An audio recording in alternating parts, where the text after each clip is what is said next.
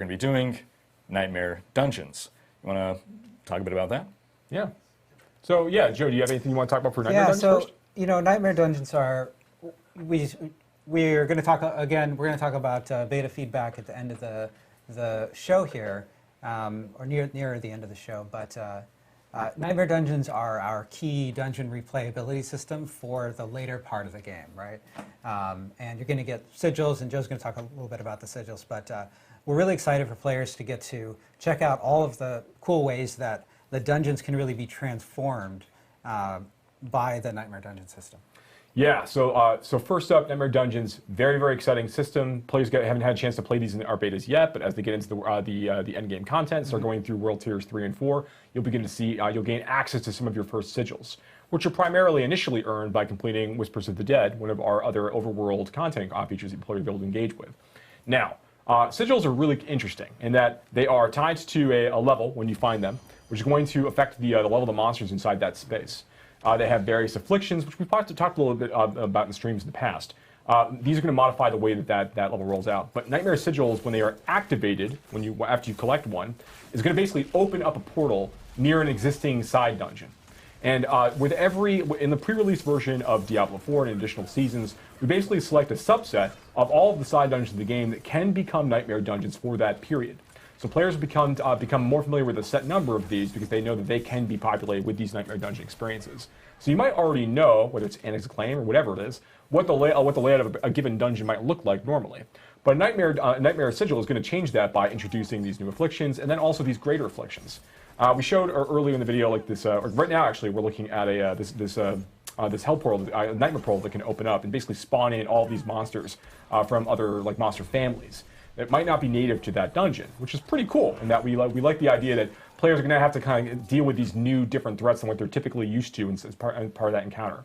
And there's a number of these other greater afflictions, like we showed the Stormbane's Wrath, that disc thing that was flowing around around you, and occasionally it just pulses out this really big, stunning, damaging effect. So you have to be mindful of where it is. You should make sure you avoid it as part of the combat experience. Definitely adds a new wrinkle to gameplay as you're going through. And we add more of these afflictions as the player continues to level up and they get to go deeper and deeper into the Nightmare Sigil system, unlocking higher level sigils and dealing with more and more dangerous threats over the course of time. And this is a really great place, not only just to earn experience and really push your build and make sure that you're strong enough to tackle these sorts of challenges, but you'll also be able to. These are really great places to farm for sacred and ancestral items in particular, and these are the places that you're going to be upgrading your Paragon Glyphs. We'll be talking more about the Paragon system right now. So, and that this is an opportunity to show the actual upgrade glyph screen. I just noticed hey, look, it's actually up right now. What timing? So yeah, when the player reaches the end of a Nightmare Dungeon, they get to basically go ahead and take one of the glyphs they've been collecting over the course of their 50+ experience, and basically slot it into here and choose to upgrade it and make that glyph even more powerful. These socketables will go into your Paragon board and end up being some of the single most powerful modifiers you can apply to your character, above legendary powers, and even in some cases, even above some unique powers. So it's really in your benefit, based on your build, to be choosing, looking for a set number of these, and upgrade them to exactly what you need them to do.